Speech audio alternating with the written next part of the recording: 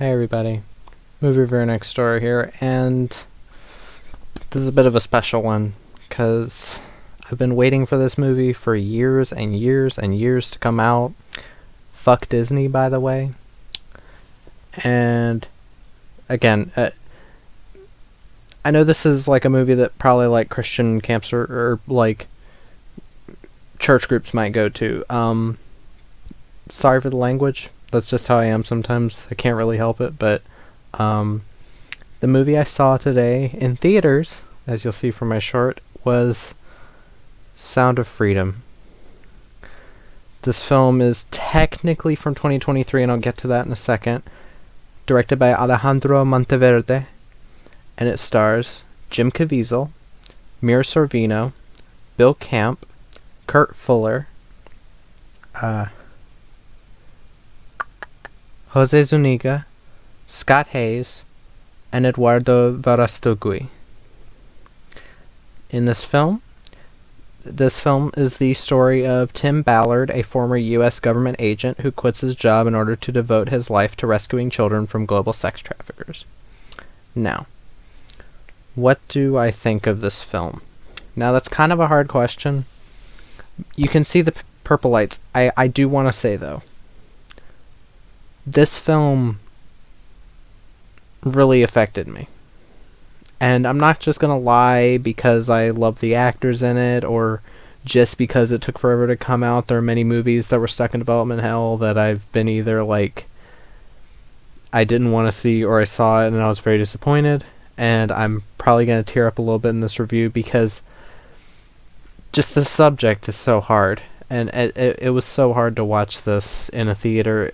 It's a good thing that me and my mom were alone. There wasn't anybody else in that showing. Again, our theater in our town isn't the greatest. So, but this is a very important film to see. And I'm not afraid to say what my actual opinion is. It's nice to see other people on YouTube have actually said what they felt about this film. Sorry. But this film, sorry about that, is not an easy watch. It is PG-13, but it is not an easy watch due to the subject matter, due to how grounded in reality it is, and just what actually happened. It's just so heartbreaking to watch, but I do think it's an important film to see at least once. Let me get to the cast. Jim Caviezel is Tim Ballard, government agent, leaves his job in order to actually catch the sex traffickers instead of just going after the pedos. He gives a really dynamite performance in this film, and I mean that. I've always loved Jim Caviezel. There have been quite a few movies that I've loved him in. I never saw Passion of the Christ, and a lot of people online are saying, like, oh, it's a God fantasy because Passion of the Christ. He was the villain in Escape Plan with Sylvester Stallone and Arnold Schwarzenegger. I liked him there. Count of Monte Cristo, he was fantastic. Frequencies, he was great. The Final Cut with Robin Williams, he was good in that. Unknown, not a great film. I thought it was okay, but he was good in it. Highwayman, he was good. Transit, he was the best part of that film, because that's not a good action film. And Infidel, yeah. Great. He did a good job in Infidel, yet he did a little bit of a too much of a whispery thing that I wasn't a fan of. Kind of like what he did in Person of Interest, the TV show. But he really sells this character. Apparently, from what I've heard, like Tim Ballard, the actual guy who did work on the movie as like a consultant to the authenticity of everything, he was asked what actor he would like to portray him, and he said Jim Caviezel because Passion of the Christ really moved him. It was Passion of the Christ and Count of Monte Cristo, and they told him to pick someone. They were like, please pick someone that looks closer to you. And he said no. So that's really cool because Jim Caviezel deserves so much more in Hollywood, and all because he's a Christian. And Passion of the Christ after that. He just wasn't allowed to star in a lot more movies in Hollywood. Mira Sorvino as Catherine Ballard. I will say I was expecting to see more of her, but I understand why we don't see a lot more of her. Just like a couple small scenes of him interacting with his family, I would have been like alright with, even though the film is a bit longer than most would expect, but she was still fine. Bill Camp as Vampiro, he's another great performance in this film. He's a guy who like cleaned up his life and started like buying these kids and then like finding safe houses for them and getting them out of sex slavery, and he ends up working with Tim Ballard. Bill Camp is an actor that once you see him, like you know who he is. You've definitely seen him in something. This guy, everybody's seen him in something. He's been in a million things, million TV shows and all that. But yeah, he did a great job. I really felt for the character. There's a monologue scene with him and Tim Ballard that it's really heartbreaking. It's really well done stuff, and he acts the hell out of it. Kurt Fuller as Frost. He's like the handler, Tim Ballard's handler. He's not in it a lot. He's still good though. Jose Zuniga as Roberto. He's the father of the children Jim Caviezel is after, or excuse me, Tim Ballard is after. I always love seeing him. He's a Mexican actor that's been in a lot of films. Yeah, like you see him and you know him. Scott Hayes as Chris. He's in one scene, and I was expecting more, but that one scene is really well done. This is a film that even if an actor has like one scene, a well-known a recognizable actor to me has one scene, they still give it their all. And Eduardo Verástegui as, I'm probably butchering that name, as Paul, who is like a cop friend of Ballard's in Colombia, which is where the children have been taken. He's got a very great screen presence. He's very likable in the film. I liked what he did with his character. I do wish he was in it a bit more, but I guess he was also a producer of the film, and he's in this director's other films, which I do own one of the director's other films, so maybe I'll take a look at that sometime. But yeah, he was good. But here's the thing. Here's the thing with this movie. If you watch the trailer, I should have turned that off. I'm an idiot. If you look at the trailers, you might think that you're getting into an action film. And you're not. I feel like people should not go into this expecting an action film. Because there are a couple small scenes where people are running away from gunfire or getting shot at.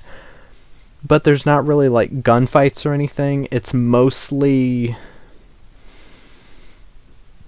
If I had to compare this to any film that I loved, it would be The Punisher. Or Count of Monte Cristo in a way, where it's not so much like action or whatever. Even though Punisher has quite a bit of action, it's just kind of sprinkled in at small moments. And then the end is like a big ol' spectacular. In Count of Monte Cristo, it's kind of like slowly turning people against each other and making them think that everybody's against them, and then taking them out when they're at their lowest, which is kind of what happens here. He finds a way to lure all of these traffickers to this one place, and then he gets them all there. Or most of them there. And I really liked how this film did that. This film, again, being PG-13, I feel like that's both a blessing and a curse with a film like this. It's a blessing because you know that they're not going to try to show like anything like nudity with the kids, which I don't think if they did show that, I don't think it would have made it any more of a point. I think the fact that it cuts away before anything happens really helps settle it in the dread of what's going on. And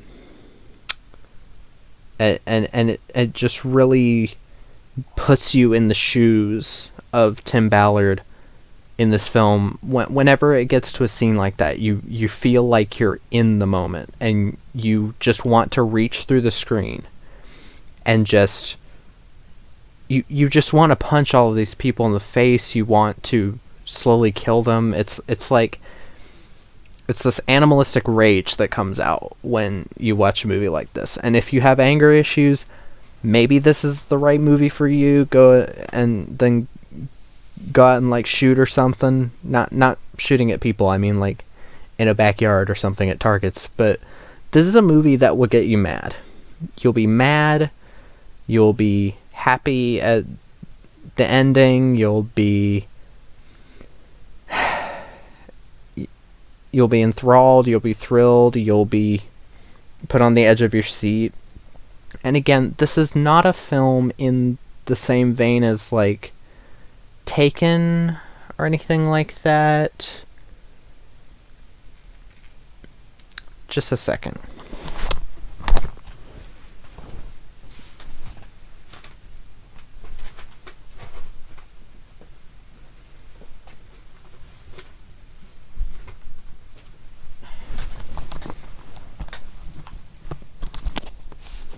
There's another film that did a similar-ish type of thing to this, and it was this film, Skin Trade, which I have reviewed on my channel.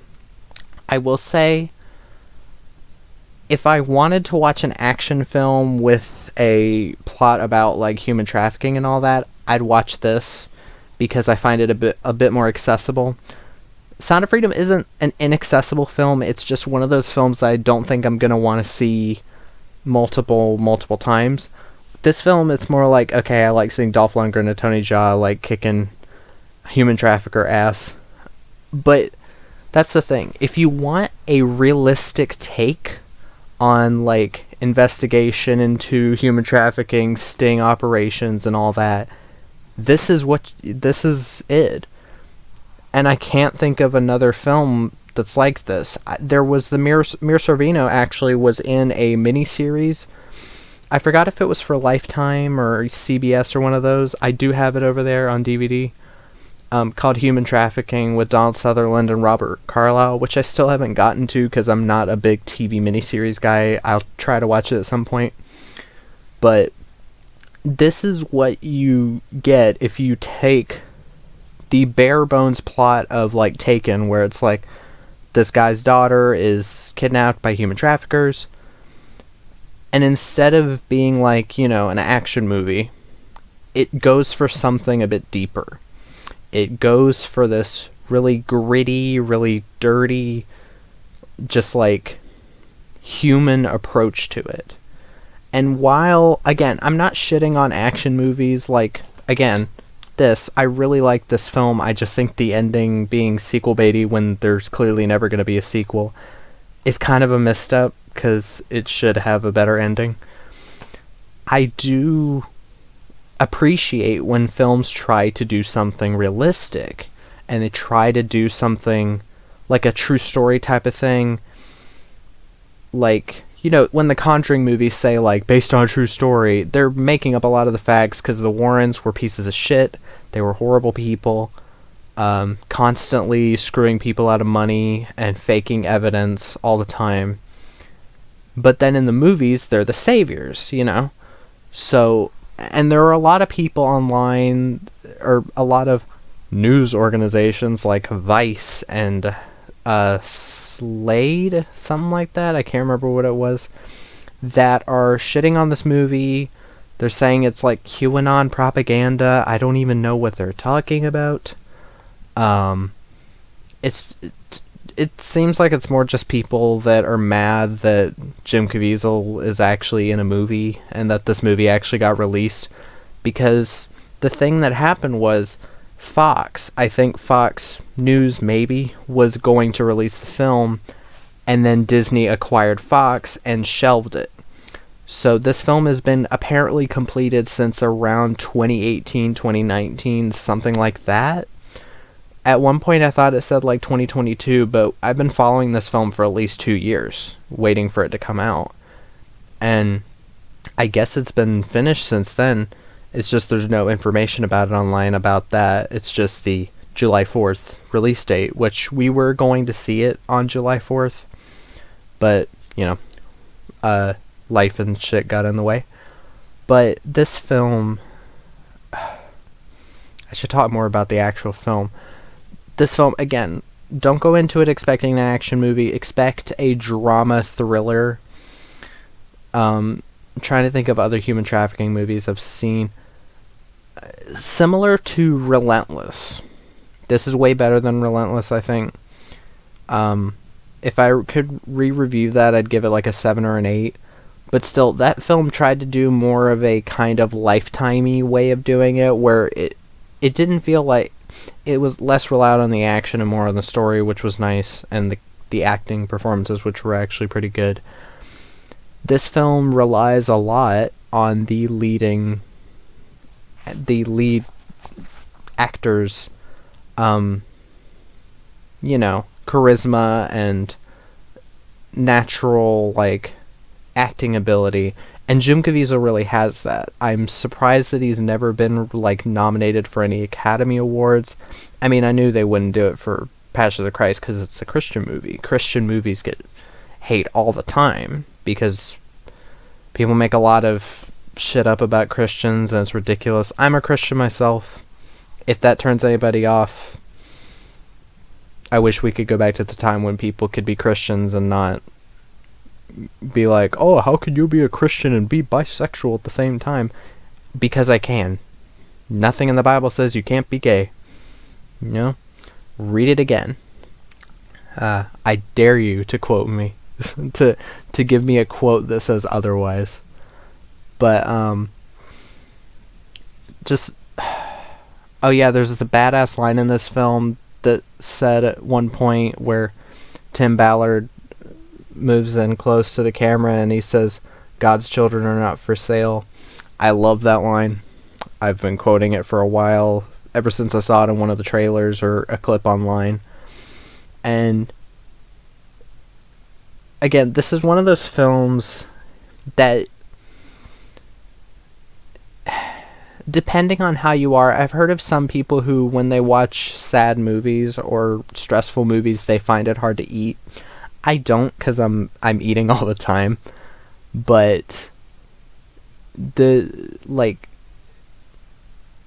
film does drain you. I felt so tired when I got home, not because it was boring, but because it drained me, because I was so into the story. I was so into watching this man just take out these human trafficking rings. And there are people online who are saying that it's like a fantasy. It's done as if Jim Caviezel's version of Tim Ballard is being like God or anything, and he never does anything that's unrealistic.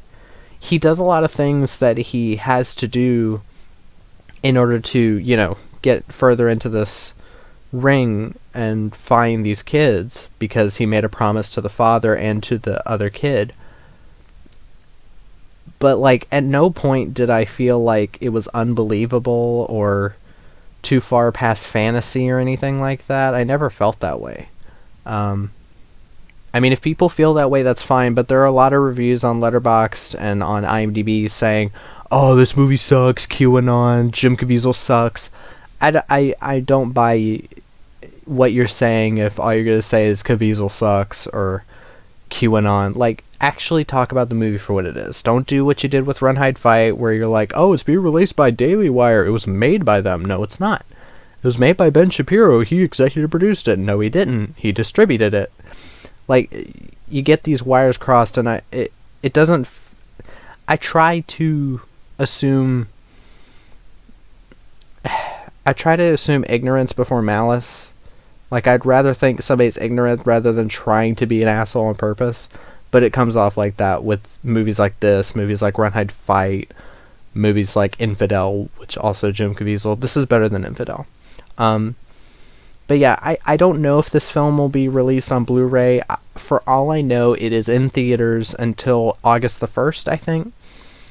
And I'm going to put the link down below for you to go to the website and purchase tickets, because you can look it up. It's gotten a wide release in the US, and it's already made back its budget in a couple days, which is awesome, just from pre-sale tickets. So I guess we'll just have to wait until all this is over to see if there will be more films from this company, Angel Studios. Angel Studios didn't make it. It was Alejandro Monteverde and Eduardo Verastegui together. But I do have Alejandro's other film, Bella, with Eduardo and Tammy Blanchard, who I actually like quite a bit. But I will check that out sometime.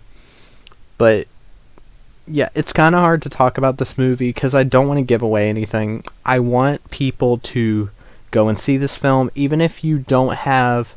And I'm not sponsored by anybody. I'm not sponsored by the people who made this film. I want more people to see this film, even if you know that human trafficking and child trafficking and sex trafficking, all that stuff, is real. I feel like watching this will open your mind a bit more. Like, it'll wake you up to some of the disgusting stuff that's going on just in our country. Like, there are millions of trafficked children, or trafficked humans in this country, more than with slavery back in, like, you know, the old South. There's more slaves today, white, black, Asian, Hispanic, all races and creeds, today than there ever was. It is an epidemic that is ever growing, and the more we can open people's eyes up to it, the faster we can get rid of them and eliminate them from the earth. And I have no trouble saying that. These people, these pedophiles, these human traffickers, all these people destroying these lives deserve to die. Painful, slow, horrible deaths. And if you can't see the film just because of monetary reasons, there is a website I will link down below to the website where you can do like a task, and then you'll get a free ticket because there are people who've paid it forward on the site so that other people who can't afford it can watch the film, which is awesome. And even then, you can still buy it. Mine and my mom's tickets were $7 each because we saw a matinee. Our theater isn't an IMAX, it's an old-timey theater. But I urge people, if you have kids, if you're an adult watching this, if you have kids, if you have nephews even. Nephews are... I'm blanking. Nephews or nieces. If you have family in any way, watch this film.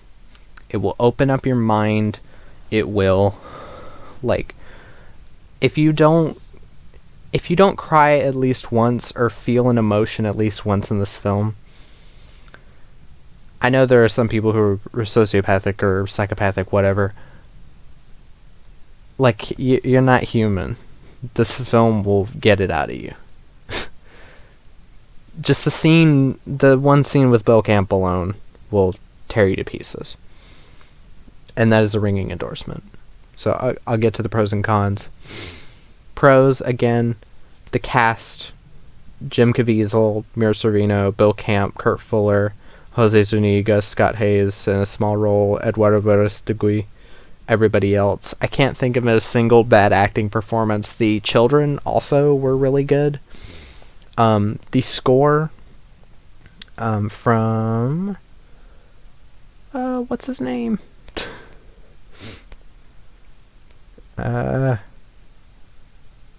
Javier Navarrete, who I know I recognize that name. He worked on Pan's Labyrinth. He worked with he did Inkheart, Byzantium, The Hole, Warrior's Way, The New Daughter. I do need to check out The New Daughter. I've been curious about that. Antlers, Devil's Backbone, Pan's Labyrinth, so he worked on 2 Guillermo del Toro movies. Um, but yeah, very beautiful soundtrack, not overdone at all, with these really nice, like, this really nice Mexican feel, or Hispanic feel, whatever. These like guitars, very badass when it needs to be, but not so much that it feels like it's not real or anything. It doesn't feel like an action movie score. It works so well. Um, the cinematography is gorgeous. The opening and ending shot, slowly zooming into this window. There's a lot of really nice shots. There's like shots with like sun coming in through windows, and this film looks beautiful when it needs to and disgusting when it needs to, and it really works for the tone that this film is going for.